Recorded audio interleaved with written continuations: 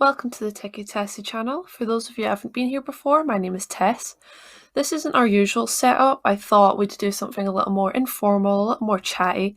And so I'm just going to talk about some news articles I've seen recently about tech. So grab yourself a cup of tea and let's talk tech. So the first article I've got pulled up is this one here. It says UK heading towards digital skills shortage disaster. Now this surprised me because I live in the UK and I didn't realise that we had such a problem getting people into tech. But it says the UK is heading towards a catastrophic digital skills shortage. And it says that the number of young people taking IT subjects at GCSE level has dropped 40% since 2015. Now this surprises me because I would have thought since 2015 that more people would have gotten into subjects like physics, computing, maths, things like that. Because I was at school in 2015, that's when I started getting into that sort of stuff. So it says, well, obviously companies have increased demand for things like AI, cloud, robotics, and skills like that. I'm reading here and it says 70% of young people expect employers to invest in teaching them digital skills on the job, but only half of the employers surveyed are able to provide that training. So from this article, it seems like 70% of young people expect to be taught these skills on the job. So I think the problem is people don't want to actually learn the skills by themselves, which I can understand, but I mean, if you want to have a job in tech anyway, wouldn't you be interested in learning it by yourself? So that surprises me, but on our channel we have tutorials on the basics of all different programming languages and tools and technologies, so if you want to teach yourself something new, check out the rest of our videos. But that's really interesting, and it surprises me as well that only half of employers are willing to provide digital training. I think more funding probably needs to go into that because even in jobs that aren't technical, more technical skills are required nowadays. Even simple things like using Excel, so many people don't even know how to use Excel and Word and basic things like that, but that's necessary for pretty much every job nowadays, and that's just the reality. It's like I saw a post recently that's talking about how learning how to code is like the new writing, and I don't think it's quite at that level yet, but I think definitely having digital skills and digital literacy, like understanding terminology, is definitely on the same level as writing. I mean, who even writes anymore in their job? Let's be honest, I don't. I type. I mean, I write my own lecture notes, but that's by choice. The majority of people type their notes out. Let me know in the comments if you handwrite your lecture notes or if you type your notes. I'm really interested to know. Because I write my notes because, one, I just like having neat handwriting and everything. I've even started selling study notes online. I believe I've got a link below.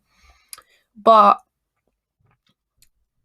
I mean, I get that I'm one of these people that love stationery, so I have all these notebooks and stuff, even though I really shouldn't, because I like to talk about environmentally friendly stuff, and obviously typing is more environmentally friendly.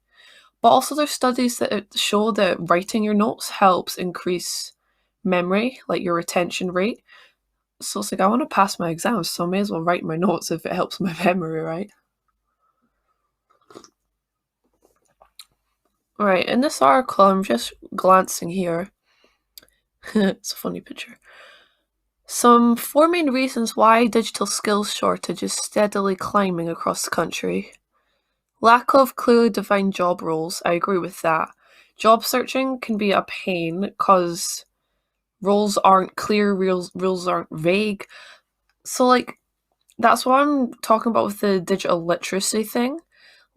Knowing your terminology, that's really vital, I think.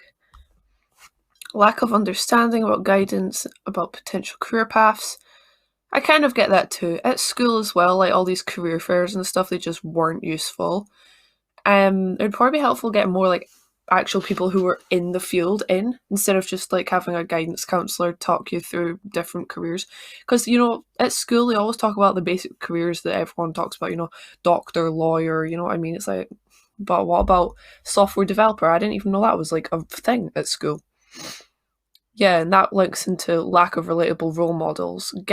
Getting actual people in. Like, once schools and stuff reopen, I'd love to go in and do talks and stuff and actually talk about, because I'm going on placement soon, in a company. I'll talk more about that later, but so I'd love to go into actual schools and talk about things like software engineering and all that sort of stuff, data science, because all these different, I didn't even know there was all these different jobs in computing when I was at school. I just knew I liked writing code. That was it. And like business management, even things like that. So I don't think that's necessarily an issue about tech. That's more of like a school and educational issue, because as we all know, the education system is like so far behind and so dated and just needs a huge refurb anyway. And then the last one is difficulty in making many technical professions seem appealing to young people, especially young women. Obviously, I've seen that. I'm one of the youngest at university, and I'm like one of five, maybe, girls in the main computing department. There's really not many of us, which I don't actually know. I can't really put my finger on why that is, because through growing my business and stuff and this platform, I found that there are a lot of girls that like science and computing. I think maybe though a lot of people don't get into tech until later in their careers. There are quite a few people at my university who are older and they studied like a degree in something else beforehand and they came back to school because they realized they were interested in tech later. Again, I think that might just be because the school system is so far behind. So like it was the schools not teaching the most up to date languages and things like that. That's something that I've seen a lot. A lot of schools still don't teach like popular program languages like Python and Java, which is crazy to me. They teach just random pseudocode and things like that, and it doesn't really spark people's interest. So I thought that was an interesting article to talk about. But that's part more about the education system. I've got a more sort of actual tech advancement related one here. This article is Facebook virtual reality wristband powered via brain signals. Now, anytime I hear something about the brain, I'm just like instantly fascinated. So I had to click on this. It says Facebook has unveiled a virtual reality wristband that will be used to control its forthcoming augmented reality glasses. I didn't even know they were coming out with augmented reality glasses. I thought a bunch of companies were into that like ages ago, like things like Google Glass and stuff. I didn't realize they were still trying to do that. I thought we all collectively sort of agreed that was a random idea that wasn't necessary, but yeah, this is what I was thinking. Privacy experts have raised concerns regarding what data the wristband could store on its users. Because if it's talking about using data about your nerve signals, it's like Facebook has enough data, lawsuits and whatnot, and privacy issues on their hands. It's like not having information about my brain and my nerves. That is quite concerning to me.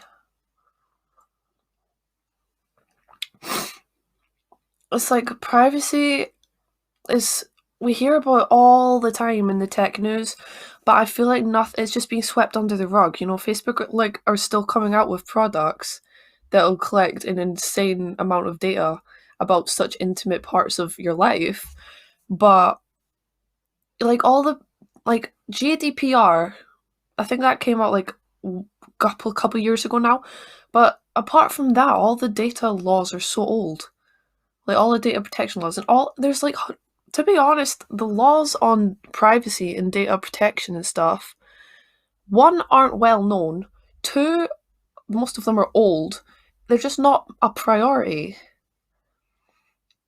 So let me know in the comments as well if you think more laws would help with that, more regulations, because all these lawsuits and news articles about concerns for privacy and all these data breaches aren't slowing these conglomerate companies down. It's not changing what they're doing. They're still coming up with all of this stuff.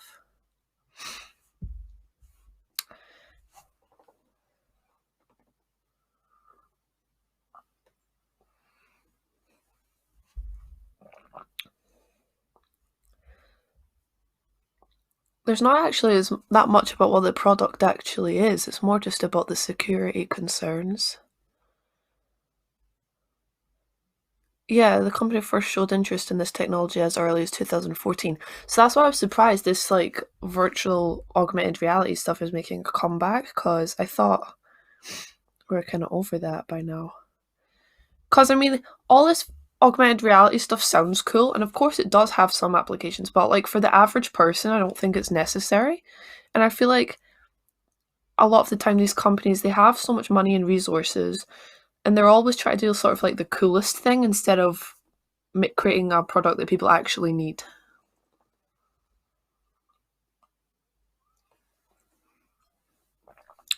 I hope you enjoyed this video today. As I said, it's a bit more informal, a bit more chatty. I just thought we'd have something a bit more laid back. It doesn't always have to be teaching the technical stuff. It's important to also keep up with the news and trends, because this industry is just mind-blowing. It just changes constantly.